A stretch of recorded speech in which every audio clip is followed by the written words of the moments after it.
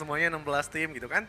Tapi enggak, 14 ya, karena dua timnya sudah pulang, yaitu Void dan Aura. Betul. Sementara, nah ini dia Battle of Pochinki yang dimana kita sudah mulai melihat ada di Xavier dan juga Dewa United yang cukup berdekatan. Sepertinya akan kembali lagi tragedi antara dua tim ini.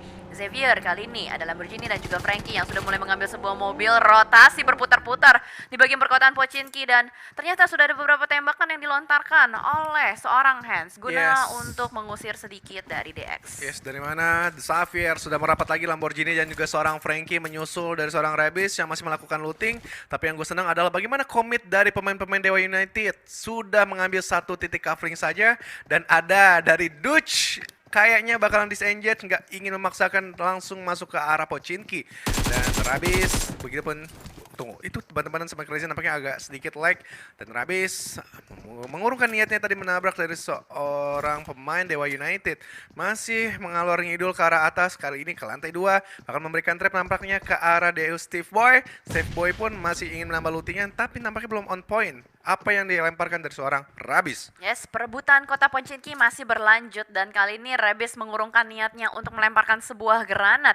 Dan Frankie serta Lamborghini sepertinya masih belum memiliki senjata yang cukup mumpuni. Namun posisi dari Rabis benar-benar berada di posisi yang berbahaya. Cryzen dan Steve Boy sudah mulai menyisiri rumah. Satu berhasil di takedown oleh seorang Rabis dan dua mungkin bahkan dan ternyata refrag yang terjadi. Cryzen berhasil untuk menyelamatkan kawannya. Rabis di takedown dan bakal langsung di end begitu saja dan bahkan Lamborghini dari sisi yang lain sama sekali belum punya helm, mau melakukan misi penyelamatan tapi sedikit terlambat. Yes, Lamborghini langsung mengurungkan niatnya untuk mencoba menabrak dari seorang Crescent dan bagus sekali apa yang dilakukan oleh Hans Public sudah standby dari arah sisi luar jadi mengetahui adanya pemain dari DX untuk berdekatan lagi ke rekan-rekannya yang sedang sekarat. Begitupun dari Hans Public masih menjaga sisi luar juga, begitupun dari Yuni menjaga sisi luar untuk mengelok pergerakan dari seorang Frankie. Tapi yang bagusnya adalah Hans Public sudah terketahui posisinya di balik Broken Wall dan adanya lemparan Fred Granat tadi untuk memberikan sedikit splash damage. Lamborghini ke arah sisi atas ingin berharap ke arah genteng-genteng tapi first aid nampaknya tidak ada kembali dan ini sangat amat beresiko kalau dia benar-benar memaksakan naik genteng. Kayaknya nggak jadi deh. Soalnya mengingat juga dia belum punya helm sama sekali dan itu akan membahayakan posisi dari Lamborghini sendiri. Dan juga kalau kita lihat dari Dewa United yang ternyata berhasil untuk melakukan revive terhadap kawannya Steve Boy, mungkin masih punya PR untuk mencari beberapa first aid ataupun bandage dan kalau kita lihat semuanya benar-benar berada di posisi yang apa ya agak cukup terburu-buru ya untuk mencari sesuatu, mencari informasi juga. Tapi setup dari DX ini resikonya tinggi banget. Mereka melakukan split positioning, satu knock ya udahlah ya, pasti bakal langsung bye-bye. Oke, dari Frankie sudah menahan sisi tangga juga untuk nge-lock dari seorang Hands Public, tapi Hands Public benar-benar full lock karena Frankie tidak ingin memberikan ataupun melepaskan dia untuk regroup ke arah pemain-pemain The Xavier lainnya. Dutch sudah merapat lagi setelah tadi dia cukup struggle berada di tengah lapangan rumput yang tidak hijau. Dan di sisi lain, nggak bagus untuk Boom dan juga Genesis Dogma. Mereka harus bertemu di menit-menit awal. Genesis Dogma sudah sedikit merapat 4 playernya, tapi gue belum melihat bagaimana player-player Boom yang lainnya untuk merapat ke Iki AR. Daybot menjadi pemain paling pintu yang paling depan. Satar pun juga sudah standby di balik-balik tembok. Begitupun dari seorang Booms, merapat dia. Adanya splash damage yang belum. Adanya lemparan frag granat yang kedua nampaknya bakalan dilontarkan juga dari seorang Daybot. Dan split down dilakukan dengan AKM-nya belum ke arah mana-mana. Masih karena berkenal tapi Daybot ditembak balik. Adanya pemain-pemain Boom yang sudah mendekat juga dan Satar yang ter-take down terlebih dahulu. Alright, dan kali ini sedikit backup yang terlambat. Sudah dua player yang berhasil di take down dari Genesis Dogma. Daybot sedikit kebingungan di manakah posisi dari Ikia dan masih bisa menggocek kembali. Datang juga backup dari Boom dan what happened? Malah Genesis Dogma yang harus dipulangkan begitu cepat. Bagaimana tadi taunting real langsung dari seorang Fonbit. Hahaha. Ini gokil banget sih. Iya. Padahal Ikier sendiri tadi. Iki ya mancing dia untuk mengeluarkan satu dua pemain dari Satar dulu yang ter-take down, kemudian Poundbeat yang pinter sih, dia langsung nge-backstep, nge-flank dari arah sebelah belakang, makanya tadi Daybot cukup kebingungan, dia fokus ke arah Iki AR atau ke belakangnya terlebih dahulu. Dan kembali lagi dari arah mata Pochinki, di mana Frankie bakalan didekati oleh 4 pemain dari Dewa United yang benar-benar merapat move as a unit. Crazen dengan vektornya dan Scar L-nya masih cukup mencari kanan kiri spot, tapi cukup terkejut terheran-heran adanya Fred Granat yang masuk ke arahnya. Bagus banget Hands Public dan di Uni ngambil coba dari RCC sebelah kanan, berharap Frankie tidak melihat apa yang sudah mereka posisikan. Berharap, tapi masalahnya nih Frankie juga posisinya terlalu jauh sih sama teman-temannya. Namun memang posisi dari Duke dengan Lamborghini bisa berbahaya juga untuk Dewa United karena mereka berada di blind spot dari Dewa United itu sendiri. Namun dua player dari Dewa United yang sudah bertengger di bagian atap mendapatkan informasi tentang Frankie yang seorang diri, dan belum ada sama sekali lemparan utilities yang dilontarkan dari Dewa United.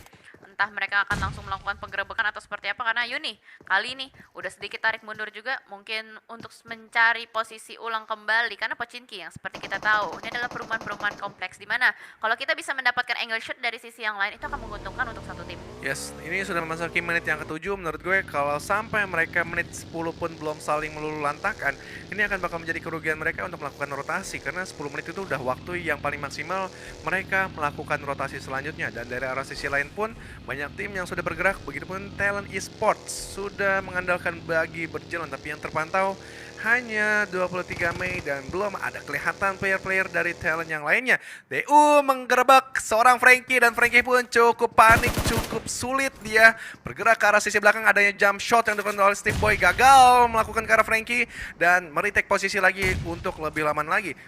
Kryzen membuang granat, tapi hanya splash damage seperempat yang masuk tadi ke arah Frankie. Yes, itu dia. Tapi mereka masih saling mengulur-ngulur ya. Ini benar-benar long fight sih. Jadi kayaknya nunggu satu dulu yang kenok baru mereka bakal melakukan inisiasi lain. Wah gila, Morph iring-iringan lagi pada rotasi di belakang Pochinki. Apakah nanti Morph akan menjadi pihak ketiga atau orang ketiga? We'll see later, karena sementara waktu Frankie yang sedari tadi terus-menerus menggocek pergerakan dari Dewa United. Sudah ketahuan posisinya di depan sana. Frankie bakal langsung mengokang granat sambil posisi jongkok. Kelihatan tangannya ditembakin dan masih bisa bergerak mundur. Kryzen akan melakukan reload sedikit dan Frankie berhasil untuk melemparkan granatnya splash damage. Nggak cukup untuk bisa menumbangkan dua player di depan sana. Bahkan Frankie akan berusaha untuk melakukan revive atau healing terlebih dahulu. Sementara di sisi lain Bonafide dan juga Boom sudah mulai bertemu. Ini benar-benar long fight banget keduanya. Sama sekali nggak mau kehilangan player. Bermain dengan sangat hati-hati. Dan kalau kita lihat Frankie sedari tadi terus-menerus bisa menggocek player-player dari Dewa United. Yes, Frankie tadi masih ada waktu untuk menghealing darahnya terlebih dahulu, dan dari Steve Boy tidak memiliki foresight, hanya mengandalkan 3 bandage saja, cukup lumayan. Bagaimana mereka semestinya 1 menit lagi harus fight benar-benar intens.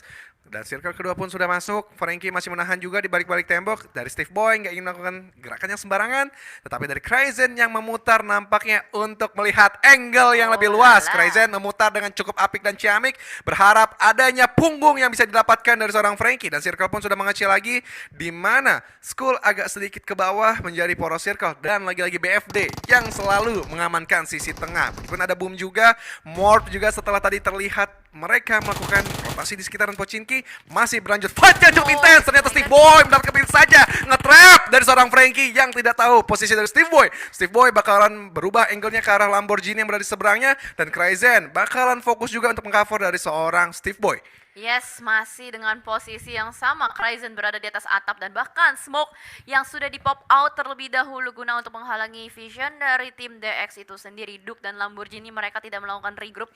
Ini agak menarik ya. Setiap kali gue ngeliat fight di Pochinki, DX yang selalu terpisah berjauhan. Dewa United malah mereka stacking atau regroup di satu posisi, di satu rumah.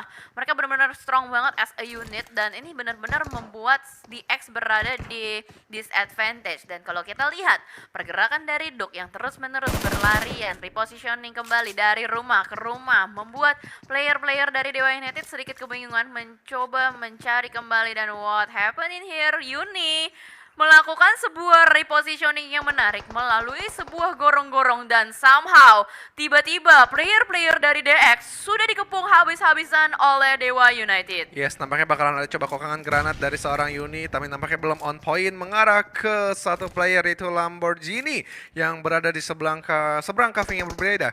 DX Uni masih ngelock karena sudah tahu posisi dari Lamborghini, juga sudah terdengar step yang dilakukan, tapi dari Uni bakal mencoba mengokang lagi lemparan kedua untuk mendapatkan memberikan peruntungannya. Dan di sisi lain, Hands Public, Kryzen sedikit merapat ke arah Dutch, yang dimana Dutch menurut gue udah cukup deg-degan. Nah, adanya splash damage yang tadi lumayan masuk, dan spekulasi lagi ke arah lantai 2, belum on point. Kryzen masih menarik lagi ke arah sisi atas, tapi Hands Public cukup berani sedikit mendekat ke arah Dutch, yang gue berharap tidak tertrap oleh seorang Frankie. Gila, Lamborghini sama sekali nggak bergeming, nggak bergerak dari titik dia jongkok, dan sekarang malah dia yang berusaha untuk mengokang granat dilemparkan ke depan dan Steve Boy yang malah harus terkena kali ini. Granatnya begitu matang dilontarkan oleh seorang Lamborghini dan membuat kali ini trade knock yang terjadi. Dua player dari Dewa United yang malah harus terkenok terlebih dahulu karena sedikit lengah, dan Kryzen akan berusaha untuk menembak ke arah depan. Kryzen to the rescue once again, berhasil untuk menyelamatkan kawannya, namun masih ada satu player terakhir dari The Xavier. Lamborghini di belakang sana yang akan menjadi incaran dari player-player Dewa United. Hands Public akan dibiarkan bleeding out sementara waktu. Duk pun demikian karena Lamborghini yang akan menjadi bulan-bulanan dari player-player Dewa United udah mencari ke depan sana spray, dan itu dia one more time The Xavier dipulangkan oleh Dewa United. Resmi sudah, Dewa United menjadi warga Pochinki dan The Xavier dipulangkan ke arah lobby. Di sisi lain lagi, CCTV kita memantau bagaimana Morp bakalan bertetanggaan dengan One More, Darli dan juga Baki yang berada di sisi low ground. Morp sudah mengamankan sisi high ground, begitu pun dari Yale, dia memposisikan sendiri badannya untuk melihat pergerakan dari tim-tim lawan. One More, Nguyen, 2K, nampaknya mereka memutuskan untuk sedikit jauh dari pemain-pemain Morp. V-Gaming terpantau juga. Ini cukup rumit nampaknya untuk melaju circle ketiga. Hampir semua tim bertemu di tengah jalan melakukan rotasi. Ya, karena dari circle-nya itu sendiri mengarah ke arah main island, dan mungkin semuanya berusaha untuk berebutan mengambil rumah-rumah atau area di titik tengahnya. Udah mulai terlihat nih, ada banyak tim yang nggak main pinggiran, mereka fokus untuk tusuk ke arah tengahnya. Mungkin permainan seperti ini agak mirip-mirip dengan permainan yang dilakukan oleh Thailand. Tapi what happened? One More ternyata dari sisi lain berhasil untuk mengamankan seorang player dari Dewa United, Uni, yang baru saja terpantau di bagian killing feeds-nya. Namun fight yang bakal pecah selanjutnya di bagian sekitaran school. Ada Morph dan juga Bonafide yang bertemu. Ini emang mangkok-mangkok dari school ini spot yang paling ideal sih, paling enak. Dia bisa menutup angle dari atas, begitu dari bawah mereka tinggal memakai vehicle-vehicle yang mereka punya. Tetapi BAT pun nampaknya datang untuk mencoba memantau pergerakan dari BFD dan juga Morp. Dan Madara nampaknya cukup terhenti karena juga ditembakin begitu saja. Ryzen malah yang mendapatkan dari BAT. Berarti Red Alliance pun sedikit menuju ke arah perbukitan dari school. Madara cukup tersempitkan dia dari di arah sisi tengah. Quest memberikan spray down tapi belum bisa knockdown seorang Madara. Cukup sulit nampaknya karena Ryzen pun ngelock ke arah dia. Ya, berarti posisi dari Best Absolute Training ini terjepit ya antar beberapa tim dari Indonesia.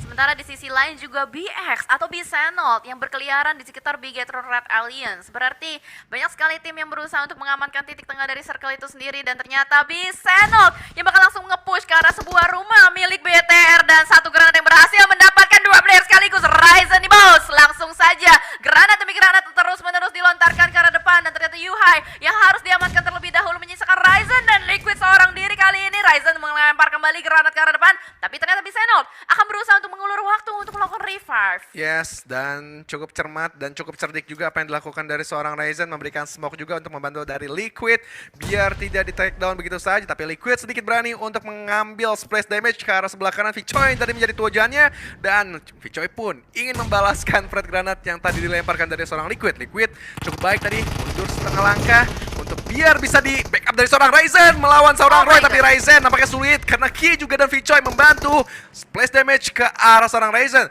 Kali ini Bensu yang bakalan 1v1 situation oleh seorang Liquid.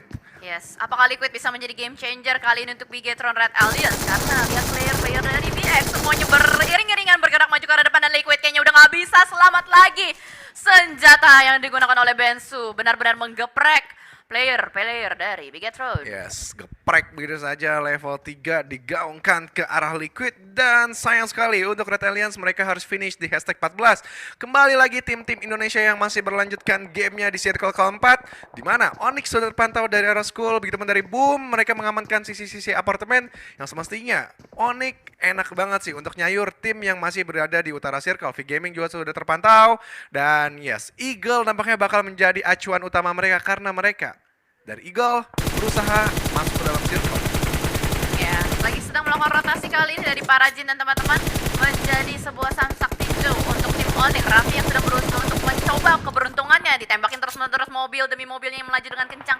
Kayaknya sekarang udah banyak banget sih tim atau player yang menggunakan bagi karena selain cepat, bagi itu juga susah banget ditembakin ya. Ya, karena speednya gitu, speednya yang cepat, jadi memang peluru itu nggak langsung on point masuk ke bagi. Tapi dari Ponbit bakalan berani menabrak dari Eagle yang sudah ter-take down, yaitu seorang chopper. Ponbit langsung maju begitu saja karena PD ada IKR yang ada di belakang. Difinishin begitu saja aja didapatkan. Luar biasa, Ponbit langsung maju. Dua player sekaligus dan diratakan. Ponbit one player, one man standing, one man show diperlihatkan di sini. Luar biasa, Ponbit. Bener banget. Luar biasa sekali Ponbit. Kenapa lo? Nggak apa-apa. mukanya mukanya Lord Agus tegang sekali ya kawan-kawan. Ya karena lo ngetrobos 4 player sekaligus.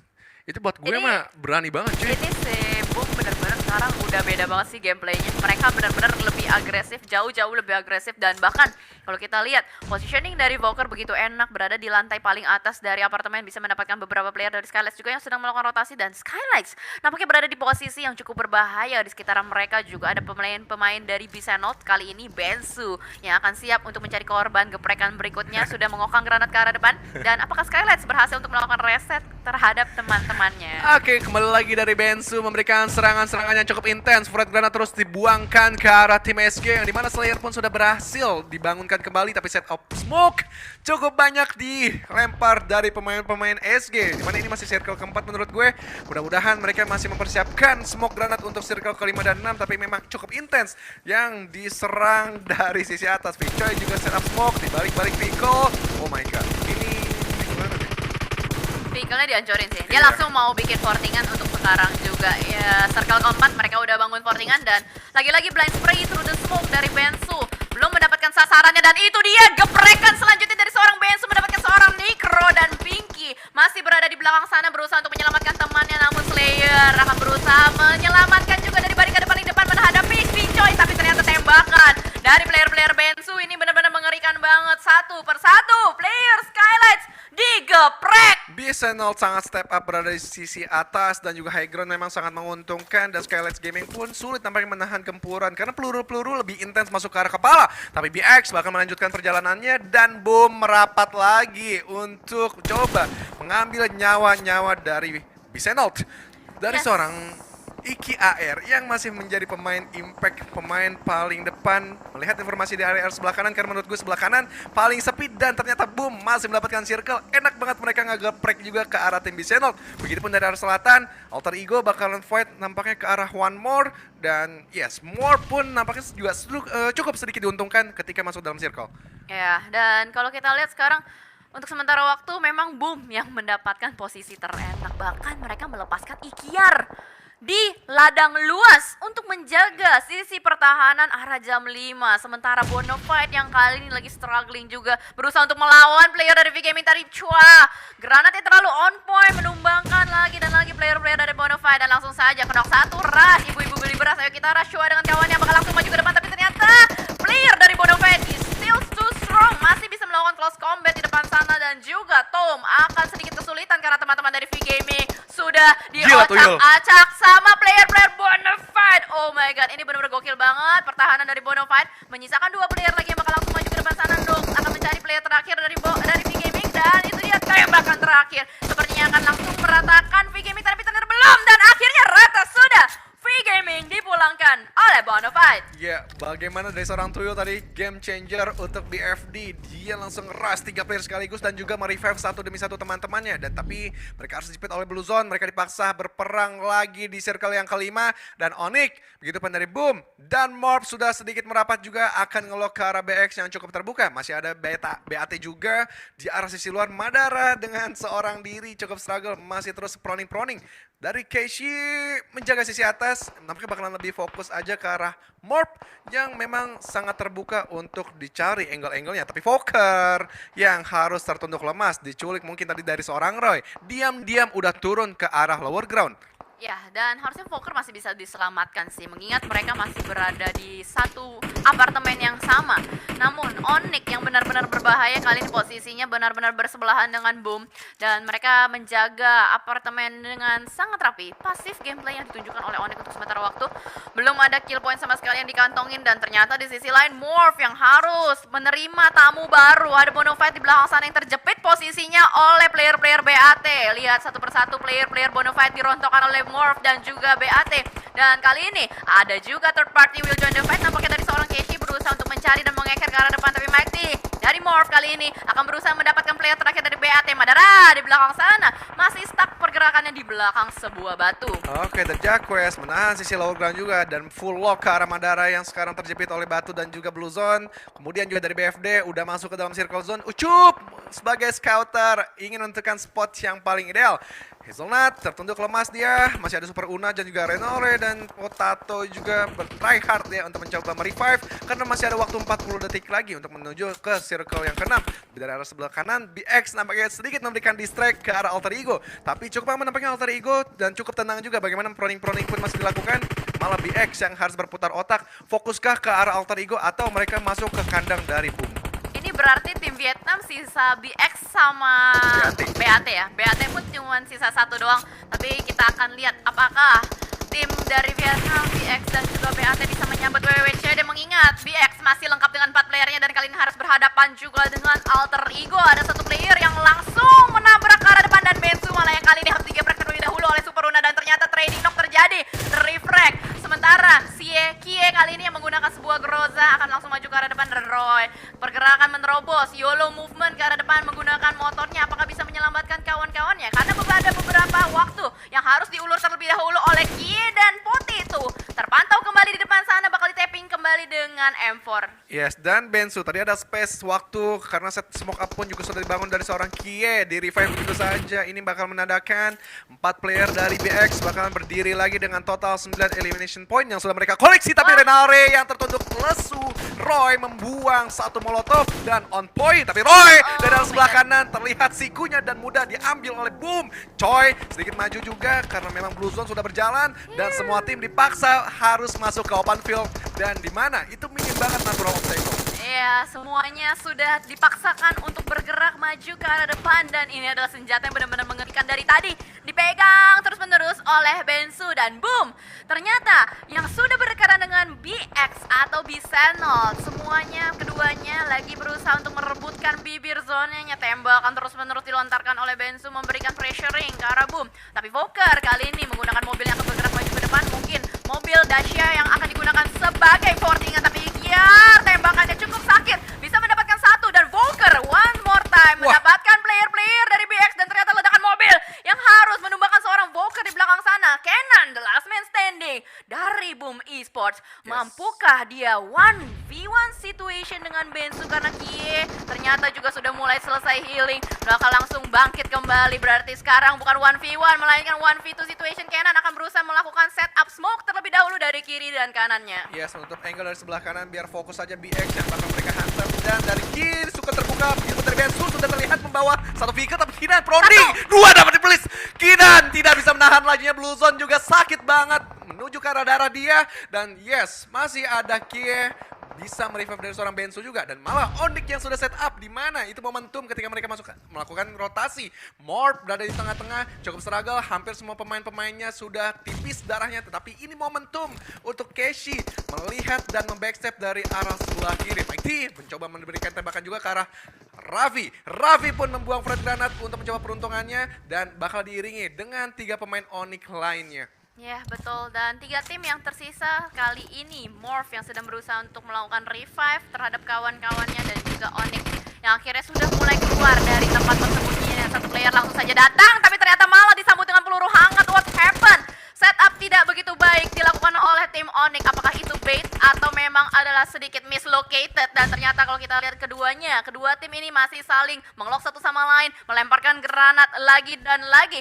Darah yang begitu tipis untuk player-player dari Morph, dan kali ini satu granat lagi-lagi connect menumbangkan satu player dari Morph. The last man standing mampukah bertahan di belakang sana karena Onyx sedang bergerak maju ke arah depan. Namun ada tembakan terus-menerus yang dilontarkan juga. Berarti ini benar-benar BX bisa menjadi third party hati banget. Yes, BX menunggu momentum antara Onyx dan juga Morph selesai dan BX pun masih proning-proning aja menunggu selesai. Oh, ternyata masih ada Jacquest untuk mencoba membackup dari seorang Mighty yang berdiam diri di balik-balik smoke. Begitu dari Jacquest sedikit menelik ke arah dua pemain dari Onyx yang di sebelah kiri. Bagaimana? Tadi seorang Power Punk ingin coba diselamatkan tetapi malah Joe Breaky menyelamatkan dari seorang Raffi terlebih dahulu. Keshi masih dengan posisinya menjaga sebelah angle kiri di mana BX pun harus benar-benar dijaga. Dan kali ini BX memberikan distract karena Blue Zone bakalan berjalan dan ada splash damage nampaknya masuk ke salah satu pemain dari Morph. Masih dengan BX Key bakalan ngelok ke arah bawah. Bensu pun masih belum ada fokus angle yang ingin dia tempati, entah itu ke arah Onyx ataupun ke arah Morph team. Iya, mereka benar-benar bertahan dan nggak mau terlalu tergesa-gesa. Trigger disiplin dari BX benar-benar kuat banget. Lagi berkamuflase untuk menjadi semak-semak juga. Dan Onyx sih, menurut gua dia sedikit ragu-ragu untuk nge-push ke arah Morph ya. Melihat mereka Karena tadi kalah posisi. Lower ground eh, banding high ground. Sulit untuk ngapus high ground memang. Iya sih, susah untuk nge-push high ground. Namun circle-nya juga udah mulai bergerak kembali juga. Dan Morph kali ini juga nggak mau tergesa-gesa untuk langsung maju ke arah depan. Dan terlebih menurut gua ini utilities dari masing-masing tim udah sangat terkikis banget. Tapi pergerakan dari Keshi cukup menarik. Dia mulai menyisiri bagian kiri dari lower groundnya. Apakah BX bakal ketahuan sama Keshi? Ini sih yang jadi wasit sebenarnya BX sih. Ini pertarungan atas dan bawah. Kemudian BX berada di tengah-tengah, sebenarnya bisa aja satu angle kiri, satu angle kanan dari pemain-pemain BX. Tinggal bagaimana nanti kelanjutan dari circle ke-8 ini. Kemudian juga gue gregetan sih, Morph sebenarnya bisa aja dihantam satu frag granat, bisa dihilangkan 3 pemain sekaligus. Tadi seperti yang lo bilang juga, mungkin dari Onyx pun sudah terkikis utility yang mereka punya, tapi ada spray down juga dilakukan. Morph Team Ezreal terketahui di balik-balik vehicle, dan Keshi yang nampaknya diam-diam juga, dan Ezreal tertangkap dari seorang Keshi dengan Scar L-nya. Ini momentum sebenarnya untuk Joe Break dan juga Raffi memberikan push. Joe Break yang tertangkap dari sebelah kanan. Mighty cukup berani dan Raffi langsung ngedobrak begitu saja. Maju aja bos, diterobos di balik-balik vehicle dan cukup penuh asap yang sudah di set up oleh pemain-pemain Morph. Yes, dan ternyata lemparan granat ke arah depan masih belum cukup connect untuk bisa mendapatkan play dari Morph. Dan itu dia meledak sudah. Morph yang harus dipulangkan oleh Onyx, and it's time for BX langsung maju ke arah depan membuka tembakannya dan berhasil mendapatkan satu player. Dan 1v2 situation kali ini Bensu bakal langsung maju ke depan sana mencari kembali korban gebrek yang berikutnya. Dan ternyata winner chicken dinner yang berhasil diamankan oleh B Senot.